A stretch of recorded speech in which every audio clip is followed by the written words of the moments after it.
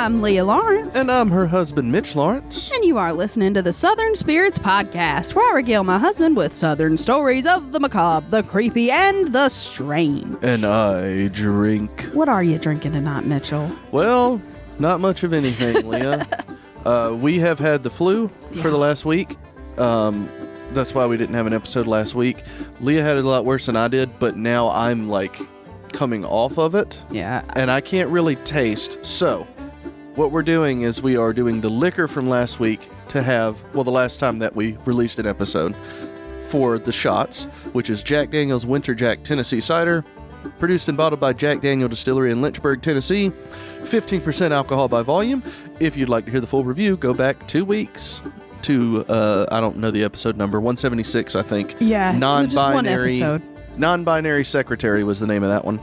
This got a 10 out of 10 because it is very nice. Mm-hmm. So it's good stuff. It's good. I'm a little stuffy, as you can see. It's also Sunday morning. We're drinking coffee. We are eating Christmas tree cakes for breakfast. And you can see the roll of paper towels back here for us to blow our noses. I'm drinking a tangerine liquid IV and some water.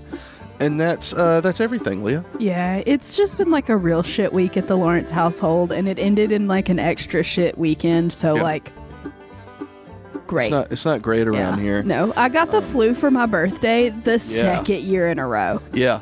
At least last year, though, the flu was immediately followed by COVID. I was going to say, last year I got the flu, and then I got COVID at the same time. So like... Yeah.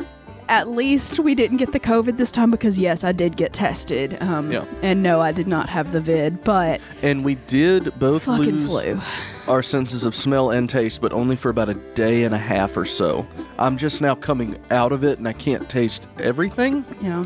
I can taste a little bit of stuff, but I'm not going to disrespect something by reviewing it, is my point, because I can't really taste something very well. Like, we ate... some Italian food 2 nights ago, and I got the gist. I knew what was happening. It was a little cheesy. What are you gonna do? Had some cheese and some marinara. Actually, it was meat sauce. Oh shit, it was very nice. Yeah. So anyway, that's it for the alcohols, Leah. But I also went to the doctor and got a shot of steroids to like kind of clear myself up a little bit quicker, and Mitch did not, so he's still on the struggle bus. I mean, I'm still on the struggle bus too, but for other reasons, it's fine. But I did have my flu shot. See, and I didn't. It hasn't been near as bad for me, but I haven't felt good. So. But I was sick the day that our flu shot lady came around to give us flu shots at my office, and I was just like, oh, I'll get one. And of course, I got the flu before I managed to get my shit together and get the shot. So, so if I blow my nose throughout this, I'm sorry, but I'm still a little mucusy. Same. But anyway, so I guess we'll go directly into a sassy Southern saying. Yay. And then we'll get into our episode stories and whatnot. So. Okay. All right. So our sassy Southern saying of the evening is, I'm going to tan your hide and tack it to the woodshed. I mean, that has to do with getting a weapon. I'm not sure why it's tanning the hide, though. You know what I mean? Because, like, do you smack a hide to tan it? Yes, actually you do. So when you tan a hide of any sort, usually, deer around here, but, bison, buffalo, whatever you're going to use for your leather, you do actually have to soften the skin. So you scrape all of the muscle and sinew off of the back of You have to tenderize it. Yeah, you've got to get the hair off. If you're, tanning a hide to remove the fur to make leather, you have to scrape all of the fat and the sinew off of the internal side of the thing. Then you have to shave all of the hair off, get all of that out. And then you've got to use some kind of acid. A lot of the times it was urine, and soak it, and then you have to beat it to get it pliable and soft like a good quality leather. So yeah, you do actually have to beat the shit out of it, and then you tack it up to let it dry out. So yeah, if you're gonna tan the hide, you've got to beat the shit out of something. So it's just one of those old Southern threatening phrases of it's act right or I'm gonna beat the shit out of you, child. I don't want anyone to piss on me, but. I mean, this is just hilarious. I know you're not a Your Mom's House listener, viewer, or anything, but they have this whole thing about piss on me, beat me, and it's from an old video they found, and it just sounds like that, like piss on me, beat me, tan my hide. I mean, to be completely honest, I mean, that urine was one of the most easily accessible forms of uric acid that you could tan hides with, and people would piss in jars. That's the same thing that a lot of dyes, like urine was used as a mordant in a lot of dyes in Europe because it was the easiest thing to use that was not something that you were using for anything else. So people would come around collecting your buckets of pee, and they'd pay you for it so they could make these fabric products. Oh, what a time. Yeah. Why does nobody want my buckets of piss now? Nobody comes by. They're just stacking up in the closet. Because we have distilled white vinegar now, and we don't really need your pee to set dye. So who doesn't? Everybody needs my pee. Gross. Also, if anybody wants me to start a podcast about, ancient textile manufacturing, I'm down because that is one of my personal special interests. Leah, stop left over promising from people college. things. There's way too much going on. You're right, but I'm just take hoping on to find projects. my particular group of weirdos that just want to talk about If anybody textiles. wants me to start a podcast, wink, start a sex club, let's get into it. I don't think anybody that's actually interested in the things that I'm interested in would want to start a sex club with other people that are interested in the same thing. I just turned 34 last week. In my 34 years of, frankly, just constant internet experience, everyone wants to be in a group of like-minded people that want to fuck each other. All of them. No. Okay, wait till you find that group, and then you'll be like, okay, I get it. Look, Mitchell, I've got to go talk about Pissing in buckets. black work embroidery is just our thing, and we're going to chat about it, in flagrante. Everybody is looking it's for gonna a be great. group of like-minded people to insert things into. Everyone. No, thank you. Don't sign me up for insertion. I'm also still a little bit NyQuil-y, so maybe that's it. Gross. I'm very uncomfortable. All right. Well, so that's the direction that I didn't expect that particular phrase to take us in. But, You brought it up. c'est la vie. Yeah. I'm about to have a Christmas tree cake while you start in the story. All right. Well, you have fun with your crunching and your munching. Well, it's not really much crunching because they're soft cakes, but the little sprinkles on top are a little crunchy. Yeah. Anyway, so we're going to talk about a hotel in Virginia Beach.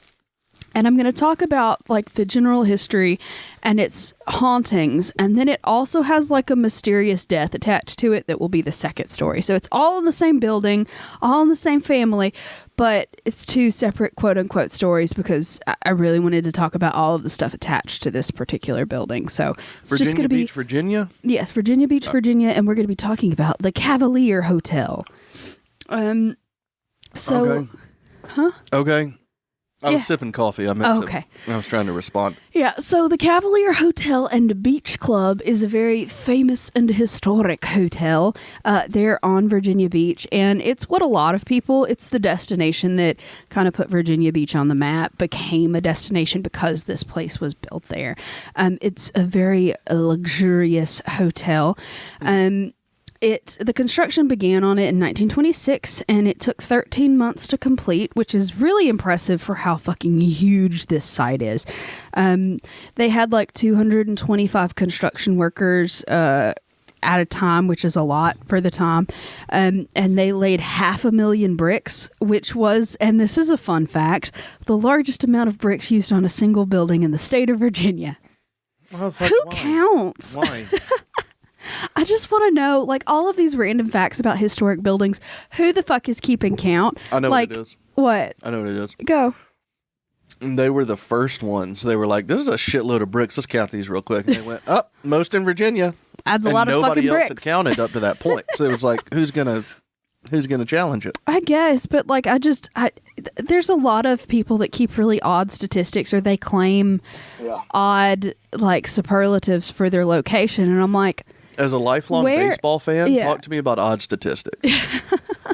Jesus Christ, Leah. Yeah, watching any kind of baseball game, and then they bring up, like, this hasn't happened since 1926 when Beauregard Brown showed up and, scratched his nose on the left side and then made a home run in the third inning. Like, and you're just like, excuse me, what?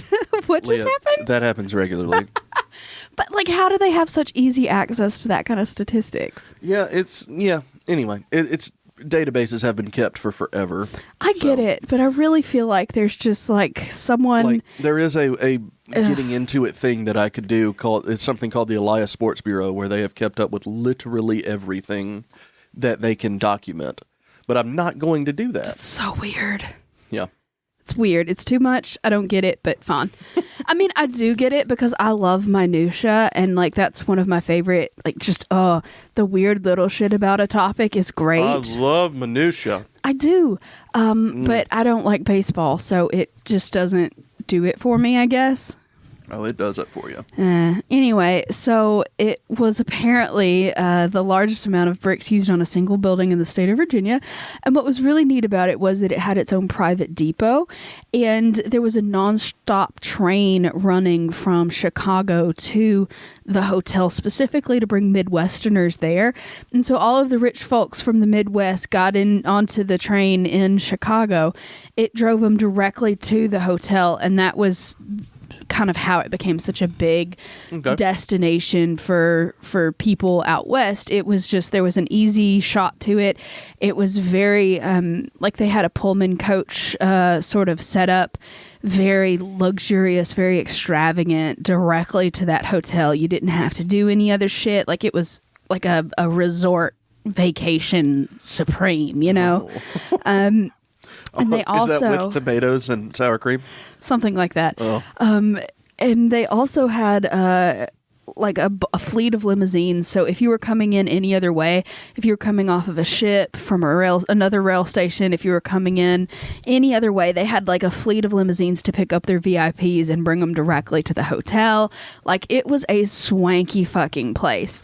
So shot in the dark. Right. How many guest rooms did the original hotel? Shit, the sound effects. Oh, I'm sorry. Try it again. Shot in the dark. Good God, Leah. There we go. How many guest rooms did the original hotel have? Doing this shit for 4 years. God. Go ahead. Did it have A, 175 rooms, B, 185 rooms, or C, 195 rooms? Okay, first question for you. Yes. Do you want one of these shots? I don't. Okay. Then we'll just do one. And we'll see what happens. My nose. I'm going to go with 195. You are correct, sir. Yay. Well, you got to take a shot anyway. Okay. Here, I'll take it. You banter for a minute. I'm going to blow my nose. You can't leave the recording with just Mitchell. People don't like the burps or the sneezes. I can't imagine the blowing your nose directly in the microphone is going to go over very well. Hey, y'all be happy that this is episode 177 and I haven't farted on mic yet. Y'all just be happy that hadn't happened. Yet. Yeah, I mean, it's coming. I'm just scared. I have the flu right now. I'm scared that that's not all it will be. So, fair. You know. I'm sorry. I have a little bit of phlegm. Phlegm. Anyway, so it had 195 rooms. It was resting on 350 acres of land, and it has a big ass fucking golf course. The golf course stretches 290 acres. Oh. It's a massive fucking golf course, and a lot of the holes were modeled after the St. Andrews golf course holes. So apparently it was really fancy. I don't know. That's the one in like Scotland or whatever, right? Yes, I believe it's said to be the oldest still operating golf course in the world. They have the British Open goes. It's one of those sites that the British Open rotates through. Yeah, St. Andrews. So it's got a bunch of gardens and just all sorts of this is a fancy ass place, even for the 20s. So the guest rooms all had bathrooms, which is fancy on its own, but all of the guest rooms had bathtubs, and the bathtubs had regular access to water, but it also had an extra tap so you could have a seawater bath. So they had like a seawater like filtering thing, so where you could just draw a seawater bath, and apparently that was all the rage, was having a seawater bath in the 20s, because they thought that the seawater was good for your skin and all of that stuff. So you could just soak in a seawater bath. It's not there in your room, so that was fancy. And all of the guest bathrooms also had an ice water spigot, and how they did that was that, like, it was filled, there was, every day they had a large wooden reservoir on the roof that was filled with ice and water, and like it just had an ice water tap in all of the rooms, so you could have fresh ice water anytime you wanted, which seems like a lot. Yeah, but that okay. seems like a shitload of work. Yeah, a shitload of work, and like just really God. expensive. But I mean, all of the people that were staying here were exorbitantly wealthy, so it wasn't like unexpected. But they also had an indoor pool with a diving board that was filled with filtered Atlantic Ocean water. So it was, you know, super fancy. And the hotel had a whole basically mall underneath it. They had like a doctor's office, a photographer. So if you wanted to have family portraits made there, they had a stockbroker with a live ticker tape from the New York Stock Exchange on site, because most of the people that were coming to stay there were wealthy, you know, oil barons and shit. And they needed to know what was going on. Did they have a Spencer's? Yes. No Hot Topic, but yes on the Spencers, because where else are you going to get your blacklight posters and your dildo novelty gag gifts? Yeah, and your penis pastas. Yeah, where are you going to get that stuff? Penis pasta was a delicacy at the Cavalier Hotel, you know? Oh. But it was the penises of poor people. It wasn't like penis shaped. Yeah. It was just actually the poor penises were the noodles. Jesus. Oh, anyway, so they also had an ice cream parlor and a hair salon. They had a bunch of boutiques and shops and retailers of all varieties trying to sell their shit to the rich people that were staying there. And then they also had a broadcast radio station there on site too. So it was a big ass fancy place is all I'm saying. And because it was a big-ass fancy place with so much big-ass fancy stuff, lots of people ended up haunting the joint, which is where our sort of story starts. But they also added... there's the Cavalier Hotel, but they also added onto it a few years after it opened the Cavalier Beach Club in 1929. And it was like basically a big nightclub, big dance floor kind of thing. And all of the big band people, you know, showed up. Benny Goodman, Cab Calloway, Glenn Miller, everybody played there. It was a big... fancy, opulent kind of situation going on. And of course, World War II hit. Everything didn't do great. They had to shut down the hotel for a while, and the Navy used it as like a training center and a site for like radar training. And they had so many soldiers staying, well, sailors, I guess, since it's the Navy, but they had so many service members staying there, and there's so few actual hotel rooms there that they had to sort of convert the stable stalls of the hotel into barracks for the sailors. So there's a bunch of fucking people staying there at the time, but eventually, you know, World War II was over. They ended up reopening the hotel, and it is still open today. But anyway, I'm going to tell you about the ghosts that are staying there, and then I'm going to tell you about the possible murder-suicide mystery that's connected to it. I thought we were just talking about the fun hotel. Fun hotel, but also murder, maybe? Anyway. Fuck. So there are a lot of ghost stories that, you know, are about all sorts and parts of the Cavalier Hotel, spanning, you know, its entire history, which goes back pretty far because, you know, it's an old hotel. Almost 100 years. Not quite yet, but we're getting there. Let's see. So, I've told you about the beach club and how all of the performers of the 20s and 30s, you know, lots of them played there, and apparently some of them, you know, like to come back occasionally because there's a piano that sits in the ballroom at the hotel today that was used. It was the stage piano for the beach club at the time. And apparently people say that guests will come up and they'll be like, oh my gosh, we love the player piano that's in the ballroom. That's so cool. Like it's playing like vintage, swing 20s piano riffs. It is not a player piano. It is just a regular ass piano. And apparently, the ghosty ghosties like to show up and just tickle the ivories occasionally. Oh. Yeah. And it's just creepy. Mm-hmm. I don't know how I'd feel if like I was in a room and knowing that it was not a player piano and music started coming from it. Yeah, they shouldn't tell anybody it's not a player piano. Yeah, I would just be like, yeah, no, it's great, player piano. Yeah. Just or let them believe even that. better, install something to where it is a player piano, but don't tell anybody and just like ghost it up a little bit. I don't know. Just tell them just it's like, a ghost. Yeah. Yeah, it's just a ghost and just like really lean into it because that's fun, right? That's also dishonest and I don't support it. Leah. What are you going to do? I've always wanted to play your piano though, so okay. No, we have no room for anything. And then also apparently the elevators are haunted because why the fuck not, man? So the hotel has closed a few times for war or renovations, or they used to have seasonal like hotels. So during the off season when the rich people were actually working and doing shit, they would just close the hotel to clean everything and all of that stuff. So during the times that the hotels were down, they experienced a lot of activity, specifically with elevators and their phone system. So apparently during the off season, the workers reported that the elevators kept running. Like they had shut the elevators down. It was one of the types of elevators that you have to have someone in there to like operate it, like with a lever. And the elevators would just start running. They would go up and down from floor to floor with no one in them. That just sounds like it's faulty. The wiring's fucked up. Get in there and fix it. But anytime someone went in there, like, I mean, it operates as advertised. It's an elevator.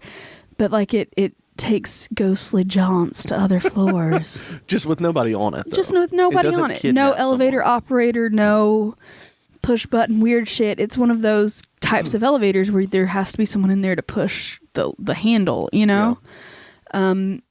I've only ever been in one elevator like that, and that's the one that's in the low mill. Yeah. There's that person in there because it used to be a freight elevator, so they've got to have someone in there to actually operate the elevator. What she's referring to, there's an arts and crafts type.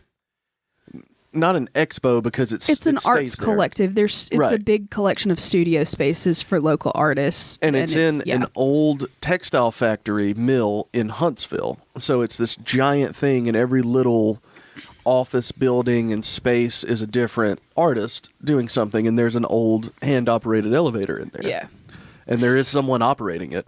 And if you're ever in Huntsville, seriously go check it out. There's a lot of cool shit there. And there's a candy maker on site. It's called Pizelle's. And holy shit, you've never had better chocolate in your life. It's a little expensive, but it's also handmade. Yeah, so, everything's handmade and it's fucking gorgeous. And they have these little mini cakes that are reasonably priced and so fucking good. Yeah, the Earl Grey infused ones are. Yes. Holy crap. They're great. They also have a Piper and Leaf location there. We've had Piper and Leaf tea on this show a few times. Yeah, and they've got a fancy an RPG themed coffee shop upstairs. They've got a popsicle making like place that's really good. There's a whiskey maker in there. Yeah, there's the irons. We've had we haven't. No, we've never actually been able to get them, but it's a guy making it himself. Yeah. So I'm on the email list. He'll send out emails. Hey, this stuff's available, but it's always sold out. It sells out he's a small batch whiskey maker, 20 or 40 bottles at a time. And we've done a tasting there, and it tastes great. It's just he can't keep up with production because people want it so much. It's a good whiskey, and I've tried to get some, but like you have to go. You can order it, and then like you have to show up in a certain time period, or else you can't get it. Other people are going to buy it. So. But anyway, it's a really neat place. So if you're ever in Huntsville, seriously, go check it out. Check out Low Mill. Yeah, if you're a weirdo. And then on Saturdays, I think they have like vendor stalls. So even like local like crafters and stuff will come out and set up tents all around the locations. They got food trucks out there. There's a theater there. Like, I mean, everything's really cool. Get you a lobster roll. Yeah. I want a lobster roll. I wish I could taste it. I was going to say, if you got a lobster roll, we'd be paying a lot of money for you to just go, mayonnaise. Yeah, I'm just saying, nothing better than lobster and mayonnaise. I don't eat mayonnaise, but agreed. Okay. Anyway, so Jesus Christ, get back to the story. Sorry, the elevators are haunted. God. And then apparently there's also a problem with their phone system because the sixth floor specifically is the floor that everybody says is haunted for a variety of reasons. One of which is the second story that I'll be telling you. But the sixth floor is supposed to be super duper haunted and spooky. And one of the reasons is because they receive phantom calls from the sixth floor all the time. So the receptionists that are working, like I said, it used to be closed down in the winter months when rich people were off doing work and shit. And so when the hotel was closed down, they would have receptionists down in the lobby taking reservations for for future stays, getting all of the stuff ready for the next, hotel season. And the reception would keep getting calls from a room on the sixth floor. And people were like, there's nobody in the hotel. Why the fuck are people calling from the sixth floor? And they'd always send someone up there to the room that it indicated. No one was ever there. They kept getting calls. They would answer it, and there was no sound on the other end. They just kept getting these weird-ass fucking calls from rooms on the sixth floor, which is just creepy, and it sounds like you need to yeet that entire telephone system out into the ocean, because I don't want that. Yeet it. Leah's been saying that a lot recently. She's been saying, she told our dog. Yeah. Who was sitting there whining at her the other day. She said, Dobby, I'm going to yeet you out of the room. I said yeet ye. Yeet you did. You said yeet ye. I was like, okay, well, you fancied it up, so that's fine. I just think it's fun, and I think the dog should be yeeted. No, yeet. I don't believe that. How do you conjugate yeet? Oh, Jesus Christ. Don't ask me that question. I'm interested in conjugations, Mitchell. Please tell me. Okay. So yeah, spooky phones. There's also a dude on the sixth floor, and by dude, I definitely mean ghost. And he's a dude on the sixth floor that is dressed in an old hotel uniform. So like what the bellboys used to wear, like in the 30s. And he's standing by the stairs, like sort of the grand staircase kind of situation. They're on the sixth floor. And apparently he stands there and he tells people, hey guys, just don't be freaked out. There are ghosts on this floor, just so you know. But he fucking is one. Like, yeah. He's a nice ghost. He's just like, guys, just so you're aware, this is a haunted floor. And I don't know if he knows if he's a ghost, or if there's just some random cosplayer that likes to like freaking dress up in old bellboy costume and like sneak into the hotel just being spooky. Because if I lived close to a place like that, it would be tempting. That's a LARPer. That's not a cosplayer. You're right. That would be more of a LARP situation. Just beware the ghosts of the sixth floor. Ooh, and just sort of like duck into a side hall. And they're like, who the fuck was that? Yeah. And if the hotel staff doesn't know that there's a dude saying that, they're like, must be a ghost. Yeah. No? I mean, you're not engaging with me. I don't have an opinion, Leah. There's probably just a creepy guy who sneaks in the hotel and goes, there's ghosts. And he goes and jerks off in the bathroom. It's like, that was a good one. I got those fuckers. Or maybe it's an actual ghost of a bellboy that's just like, guys, it's real spooky up here. I don't like it. It's real spooky. And then the ghost goes to the bathroom and jerks off. What is it with you and jerking off? Leah, I don't know. I'm still not well. So there's also, even more terrifyingly, a ghost Karen that shows up every night. So the restaurant at the hotel is called the Becca restaurant now, but apparently every so often a woman shows up looking for a table. She has reservations, and she has a little dog, a little ghost dog with her, and she is dressed in the finery of the 30s, and she comes up to the, reservation desk, and she's like, I've got reservations for tonight, show me to my table. And they're like, yeah, ma'am, we don't have reservations for you. And she gets mad about it. And she just walks off. And there's, like I said, a little ghostly dog. But apparently it's always the same woman. And it's, like I said, she's just spooky, and she sort of like drifts away, which is creepy.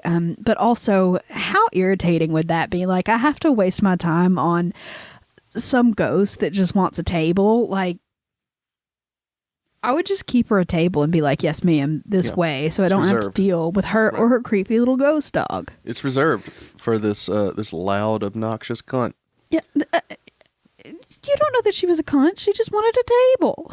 That's okay. Yeah.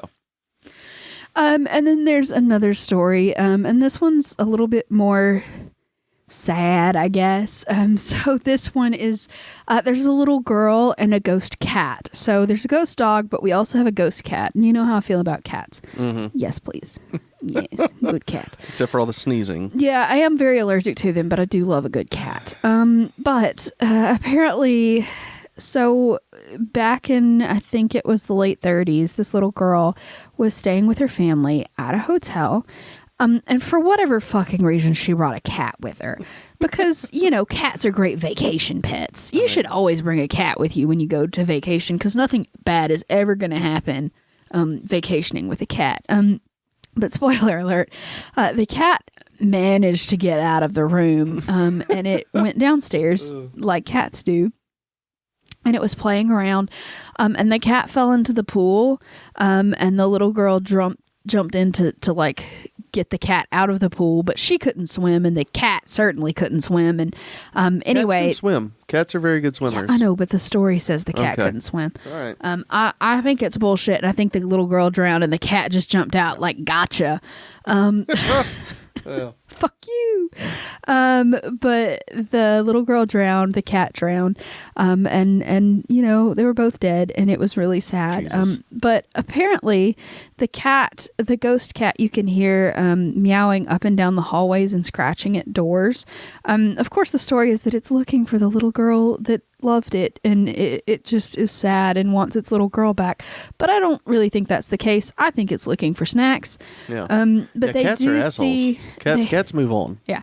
But they do note that people see like sort of wet paw prints here and there on like the back staircase in that area. And like I said, a lot of people report hearing like scratching on the door and sort of a cat. So it's the hotel's little ghost cat. And people also say that they'll see a little girl running through the hallways occasionally. She's not as common as seeing the cat, but apparently you'll see a little girl playing near the pool that is a ghost and not like an actual child. So that's creepy, and I don't like it. Okay. What? That's just funny. And people also report kind of, there's the standard, orbs, disembodied voices, that kind of thing.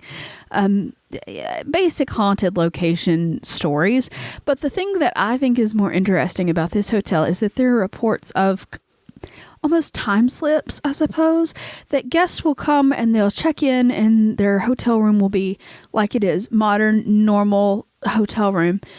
And then they'll come back later and the hotel room is different. It looks like one of the rooms did when it was in, its peak in the 30s or the 40s or whatever. That's kind of fucked like up. All of the hotel linens and stuff are just different or changed.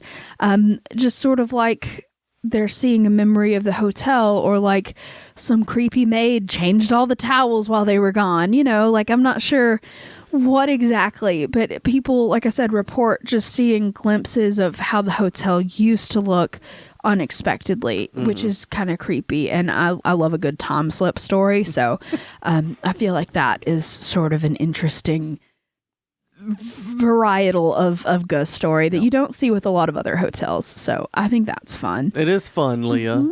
It's so so fun. But yeah, so those are the other ghosts of the Cavalier Hotel.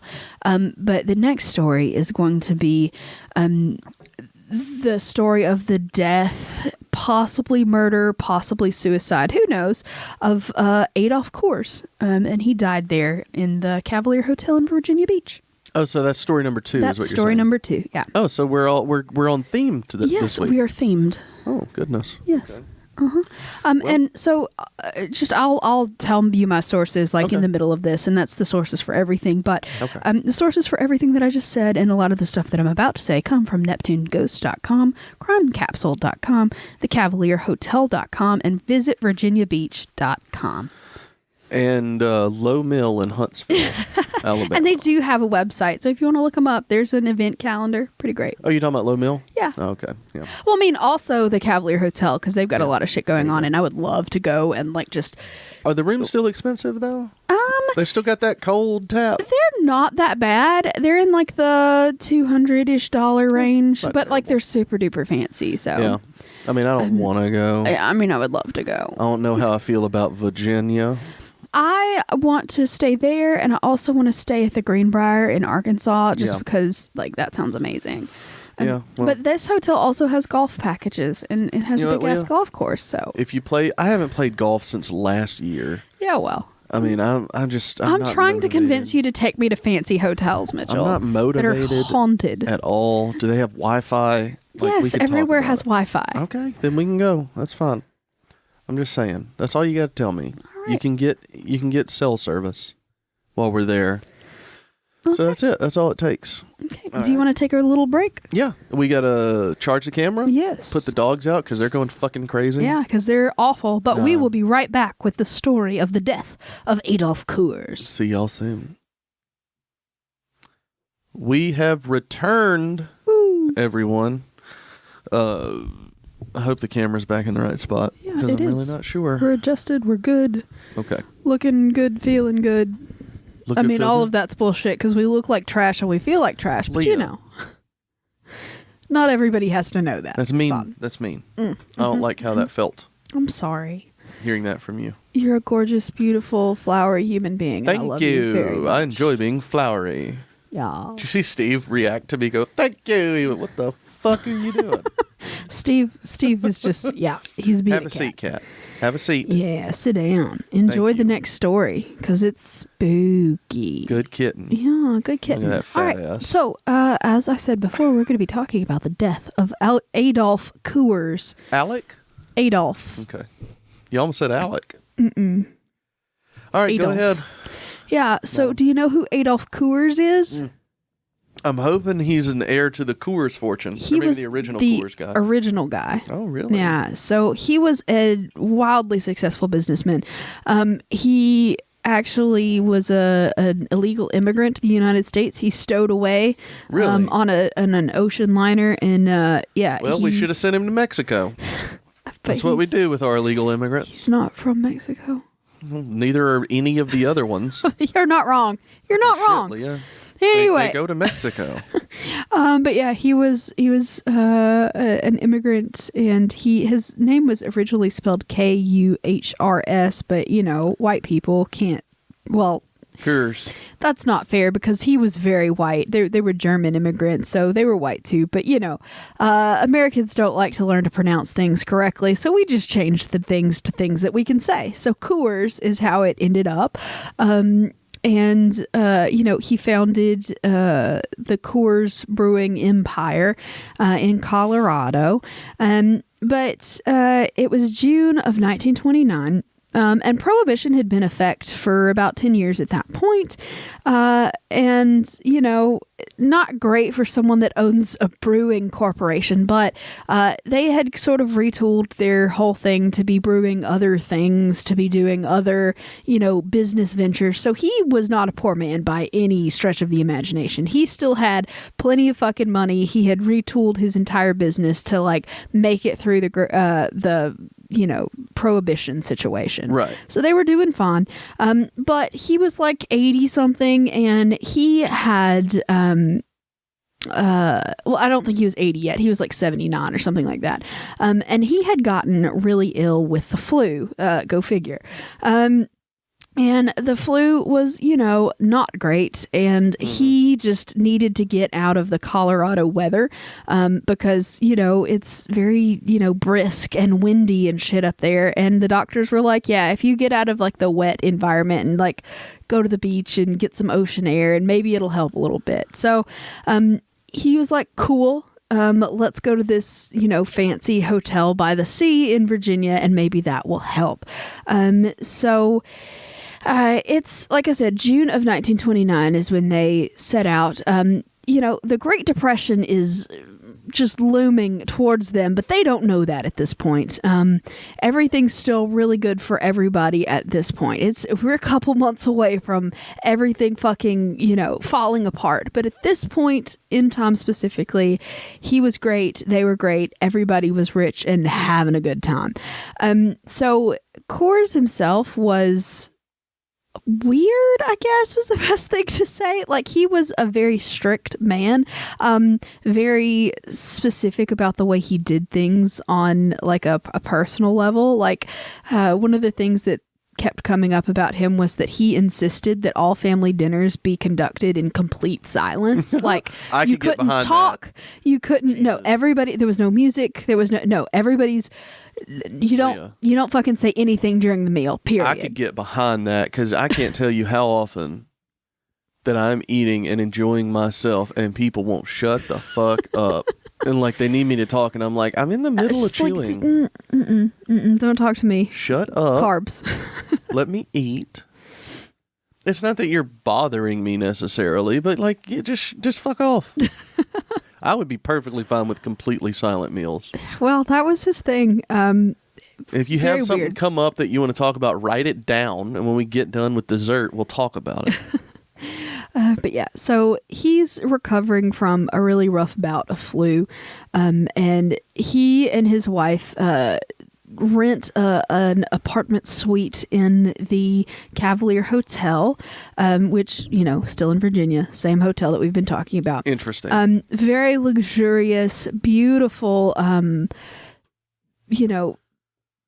accommodations. Like, they're not staying in the cheapest hotel room, they're staying in a very expensive, fancy, I mean, like, everything in that hotel was expensive, but like, they're in the top of the top. These are rich bitches, so shot in the dark. Fucking big timer. What floor was the Coors suite on? Okay. Was it A, 3, B, 6, or C, 9? I know there's a 6th floor because of the ghost, the LARPer we were talking about earlier. I remember that. I'll go with 6. 6 sounds good. You're correct. It's the 6th floor. And I just realized that I told you earlier that it was going to happen on the 6th floor. I don't remember that part, but I remember you saying there are ghosts on the 6th floor and one ghost warns of the ghosts on the 6th floor. Yeah. So, are there ghosts only on the 6th floor? Is that what you're saying? That is reportedly the most haunted floor because of what we're about to talk about, but I assume that there are ghosts all over the place because, I mean, why would you just stick to the 6th floor? Is there like a portal or a vortex or something? I don't know. Maybe that's just where all the important people died. Both times that you've taken a shot, I've needed to blow my nose. I'm sorry. I'll take the shot glass. Hold on. I'll just sit it here. It'll be great. Okay. So...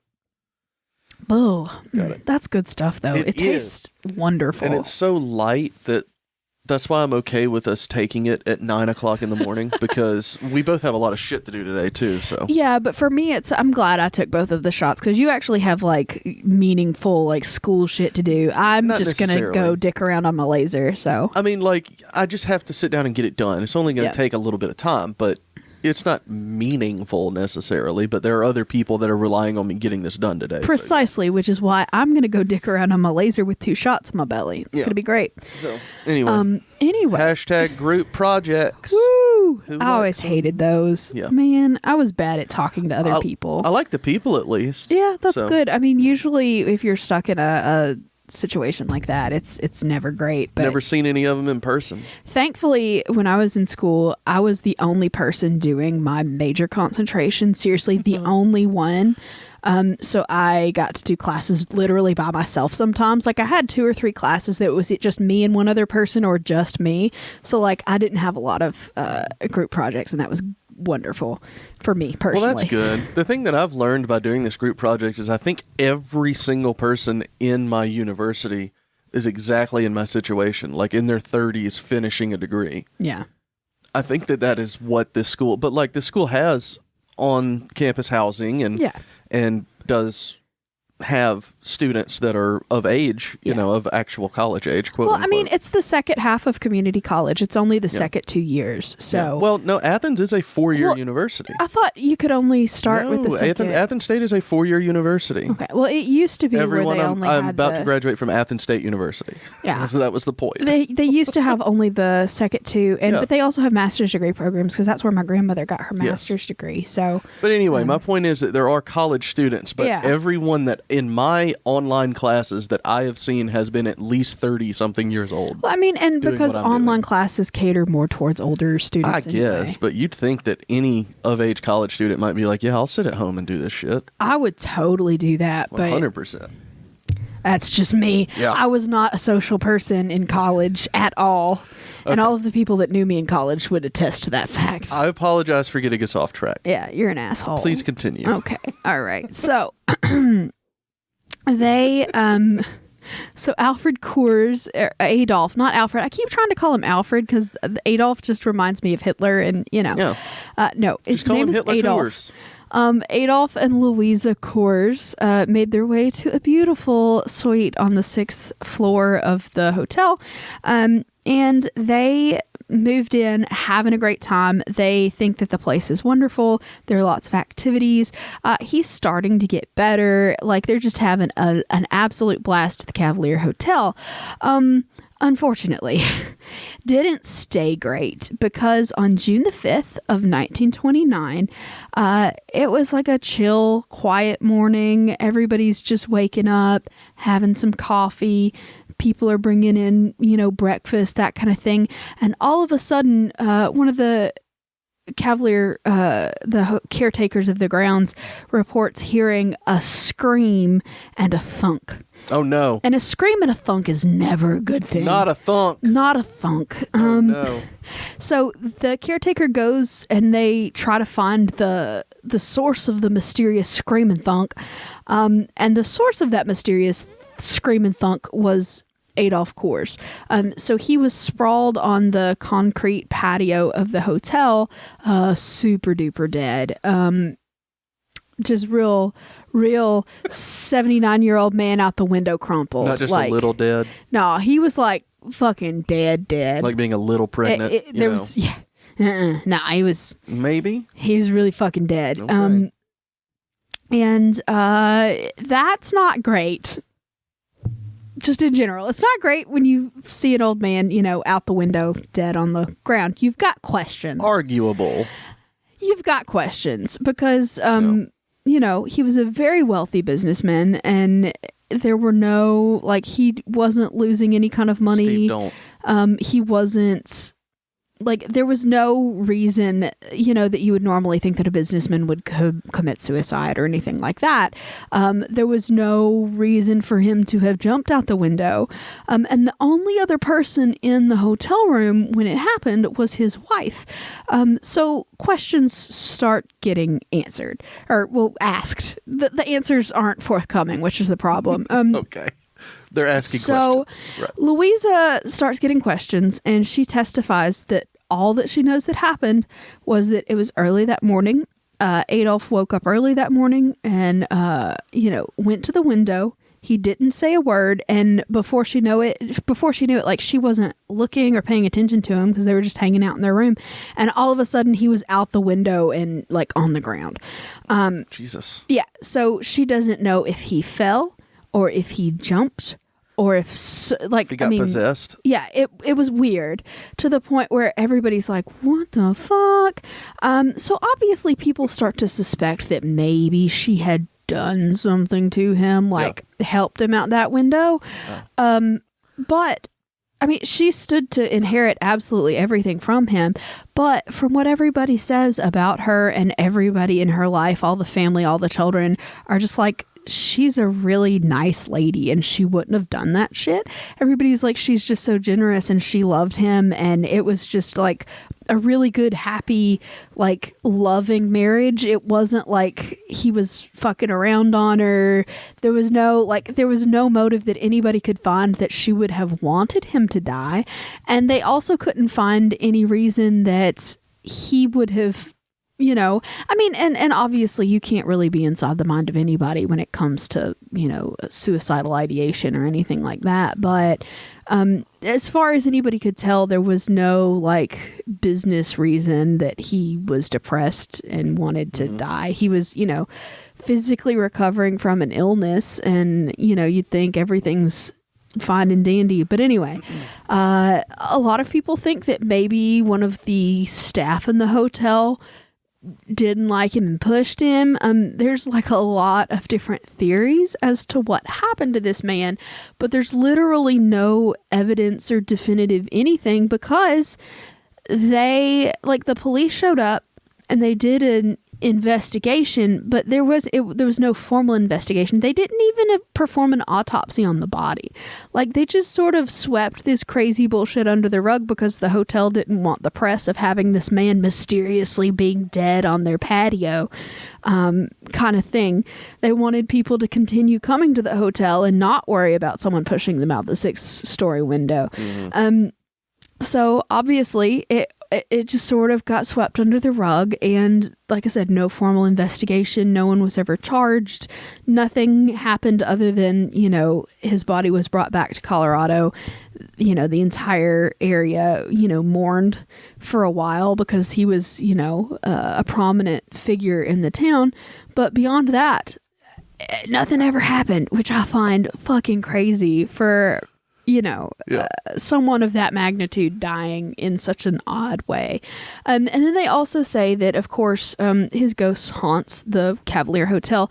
They say it's not really one of the hauntings that are like knows what they're doing. It's not an intelligent haunting. It's more of a snapshot of what happened. So occasionally you'll see a body falling from that window, or sort of residually you'll see, you know, glimpses of what happened, but it's not like an active haunting. It's just sort of one of those kind of fucked up memory hauntings, you know? Or you'll just see it replayed. Yeah, like exactly. That show we started watching on HBO. I watched so much of that show. You did? You finished it? Oh, I haven't finished it, but I'm close. It's called Ghosts. It's really good. What's the name of it? Ghosts. It's just called Ghosts. It's a British show. Yeah, it's like a British drama, and they've there's one lady that jumps out the window at the same time every night. Yeah, and she doesn't know why. It just, you know, keeps happening. It's how she died. So it's basically a couple inherits this old haunted mansion, and they're broke, so they're just trying to renovate it, and she can see the ghosts because of a head injury, and the ghosts are all just hilarious. I don't know. It's a really good show. They're all people that have inhabited that land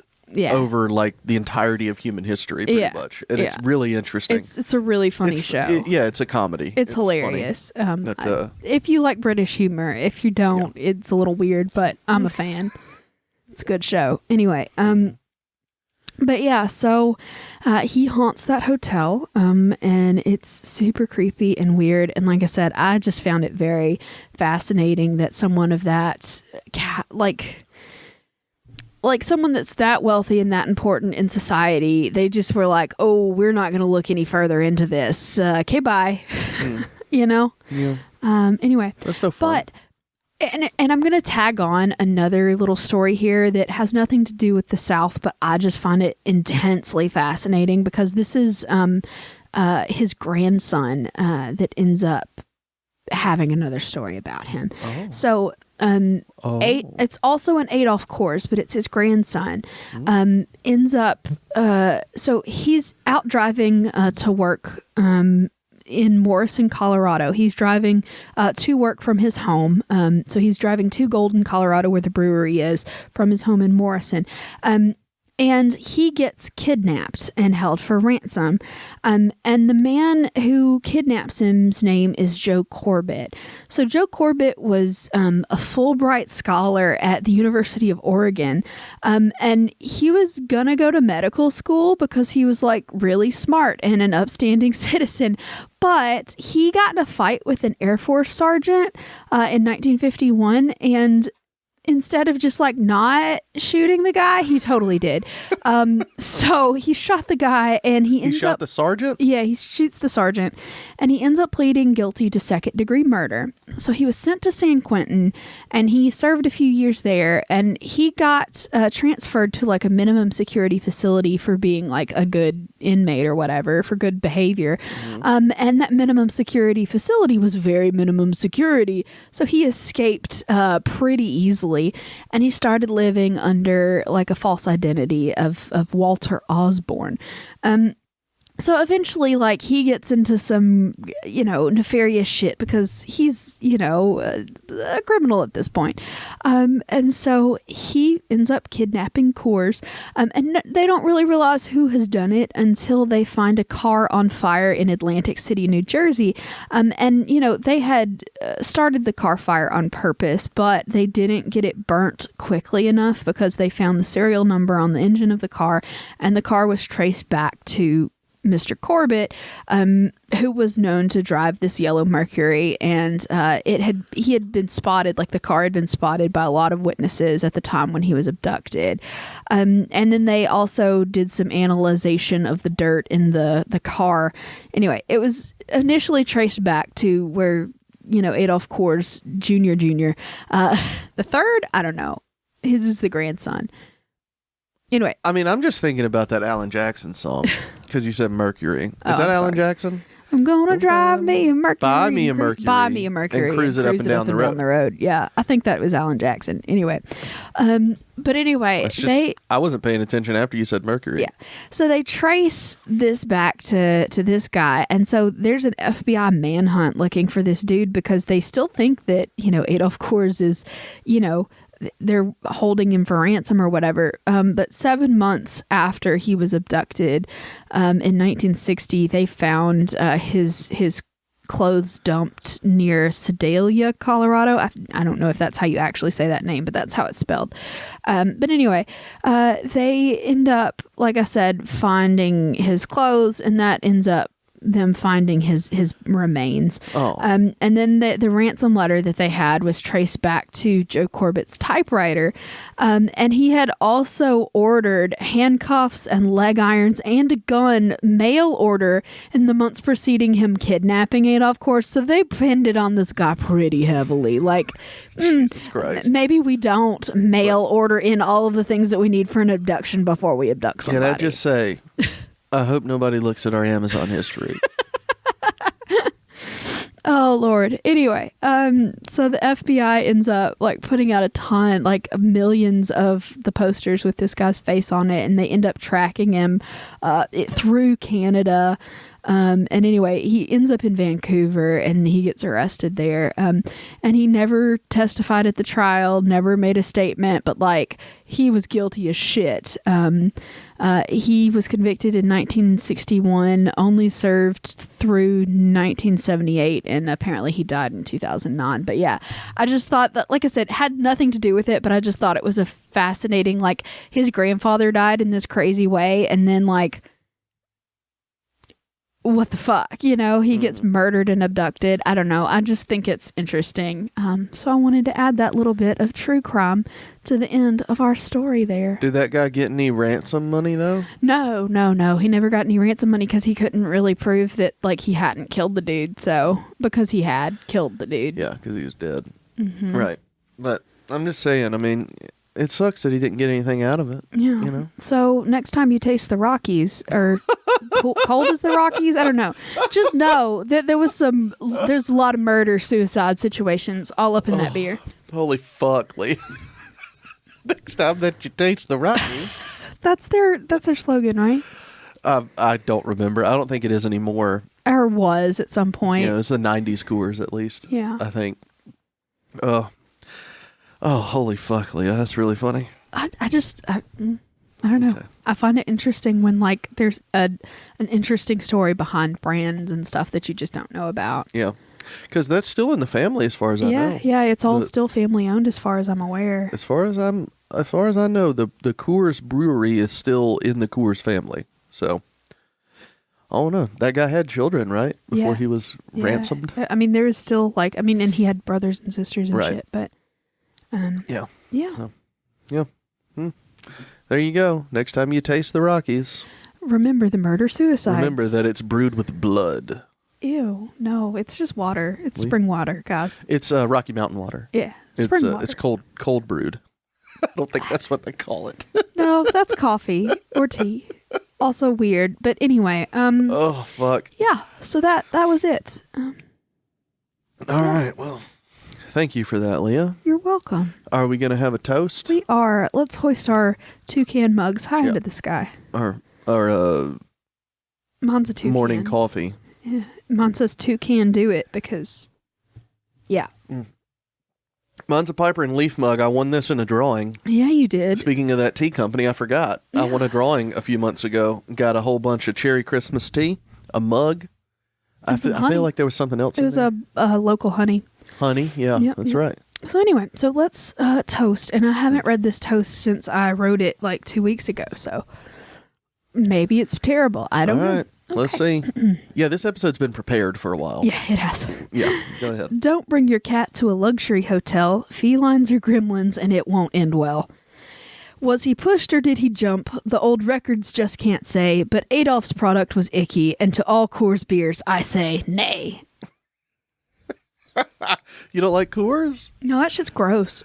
I'm okay with Coors, but I told you, I believe yesterday, or maybe the night before, the first beer I ever tried was a Coors Light because my parents drank it and I was 3 in Panama City and I didn't take it. I asked, let me try that. And it was one of those things, okay, the kid's going to try it and hate it so they won't drink a beer. Yeah, I tried it. I hated it. I was 3 years old and I was like, ooh, gross. And then Coors is just a real metallic flavor. That's what I've beer. always thought, that it tasted like can, and I couldn't drink it. Well, that's the thing. It doesn't matter what you drink it out of. It has that same metal taste. Yeah, it tastes like can, regardless of if it's on tap or in a bottle or whatever. It tastes like can to me, so no thanks. But anyway, I like Coors fine. I'm not a fan. Better than fucking Miller Lite. Miller Lite is gross. Yeah, no That's horse piss. My first beer I told you before was a Land Shark, so yeah, you fucked up. That's Jimmy Buffett beer. Yeah, that's just Jimmy Buffett piss. Just Jimmy Buffett pees into a vat and it's all bottled and pasteurized. Yeah, he keeps it stacked up in the closet. He's like, oh, we need more Land Shark here. Put it on ice, put it in some bottles. It's really gross. I don't like that style of beer anyway, but that was the first beer I ever had, and it took me a very long time to drink any other beer because I was like, oh, this is not good. Yeah. Just all beer is nasty. Maybe we don't. It's a lot of different types of beer, though. Yeah, so I learned that once I started hanging out with Mitchell, but I did not drink another beer until I started being with Mitchell. Ow, I hit my fucking finger on I'm sorry. Anyway, so that was our episode. I hope it wasn't garbage, even though we feel like garbage. Yeah, well, I'm going to go take some more Dayquil, and we're going to get on making sure this releases on time. So, all right. Thank you, everyone, for listening. Follow us on all of your social media platforms. Join the Patreon, patreon.com/Southern Spirits Podcast. Give us some Mucinex money. Yeah. Because we're at that point. That good Mucinex. Don't forget about the merch store. Mm-hmm. I always forget that's a thing. That'll be in the episode notes, description, whatever we're calling it. Send us a postcard or anything else fun to P.O. Box 1743, Hartselle, Alabama 35640. Send us an email, southernspiritspodcast@gmail.com. I believe that's everything. Did I forget something? No, I think that's everybody. All right, because it's been a while. So, okay, everybody, we will see you next time. Bye, y'all.